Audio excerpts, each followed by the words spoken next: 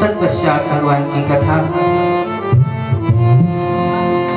से पहले भगवान का नाम स्मरण क्यों कर लेना चाहिए?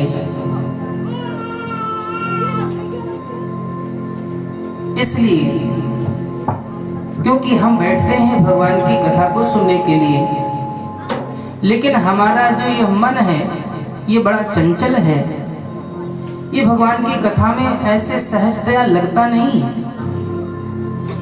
लाख प्रयास करने के बाद भी भगवान की कथा में हमारा मन नहीं लगता है। इसलिए ये मन भगवान की कथा में लगा रहे, सो हम भगवान से ही प्रार्थना करें कि हे ठाकुर जी, आपकी कृपा से यह मेरा मन आपकी कथा में लगा रहे। क्योंकि महात्मा गाते हैं ना, ये मन बड़ा चंचल है, कैसे तेरा भजन करूं। ये मन अत्यधिक चंचल है,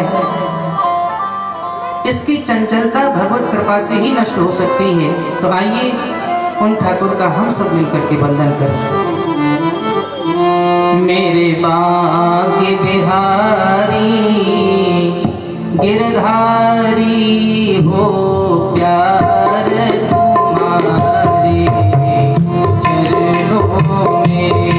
मेरे बांके बिहारी गिरधारी हो प्यार तुम्हारे चरणों में।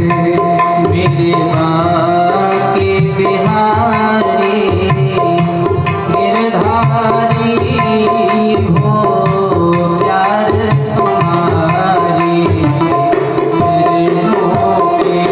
मेरे बांके बिहारी गिरधारी हो प्यार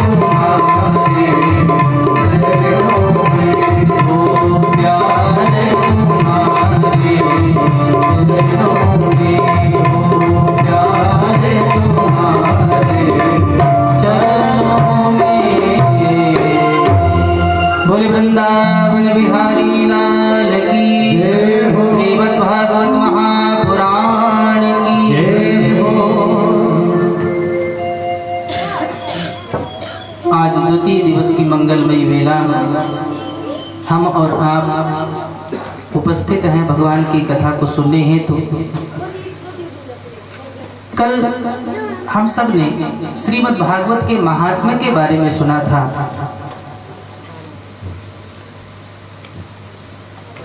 इस कथा को सुनने से क्या फल प्राप्त होता है, यह कथा हमने कल कथा के माध्यम से इस प्रसंग को जाना। आज भी सुखदेव भगवान महाराज परीक्षित को कथा सुना रहे हैं और नैमिषारण्य क्षेत्र में, जहां मैंने बताया था कल कि 88,000 महात्मा एक स्थान पर बैठे हैं और श्री सूत जी महाराज उनके आचार्य बनकर के विराजे हैं, जो भगवान की कथा को श्रवण करा रहे हैं। उन 88,000 महात्माओं से वार्ता करते हुए श्री सूत जी ने कहा कि हे महात्माओं, अगर तनिक भी संदेह कथा में हो जाए तो संपूर्ण कथा का फल ही नष्ट हो जाता है।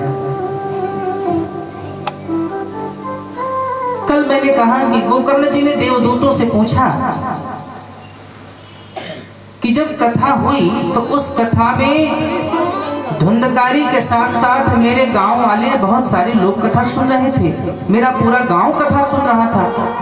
लेकिन ऐसा क्यों हुआ कि जब कथा पूर्ण हो गई तो केवल एक ही विमान आया धुंधकारी के लिए। भाई, जिस प्रकार से कथा ये मिश्राजी सुन रहे हैं, वैसे ही आप सब लोग भी तो कथा सुन रहे हैं और फल केवल एक ही व्यक्ति को मिले, इनको आप सबको फल न मिले, ऐसा कैसे हो सकता है? कथा श्रवण का फल तो जो जो इस कथा को श्रवण करेगा उस प्रत्येक व्यक्ति को मिलेगा। तो गोकर्ण जी ने कहा कि देवदूतों, ये कैसे हुआ? विमान एक क्यों आया, फल एक को क्यों मिला, सबको क्यों नहीं मिला? सब समान भाव से सुन रहे थे।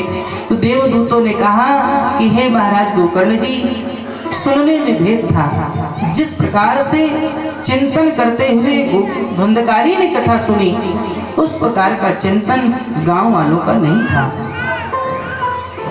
संदिग्धो हि हतो मंत्रो व्यग्र चित्तो हतो जपः।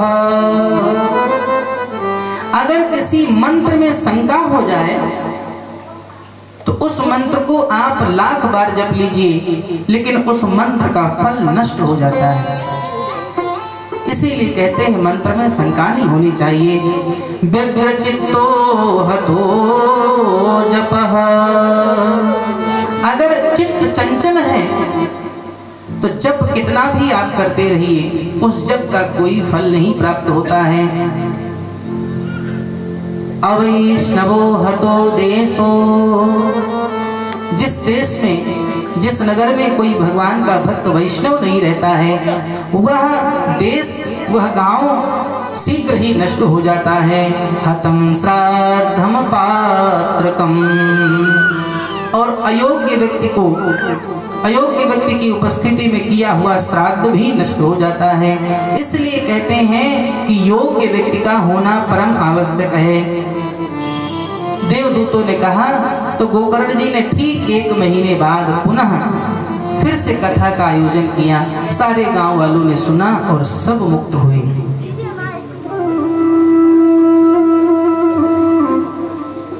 कथा की विधि क्या है, किस विधि से कथा सुननी चाहिए?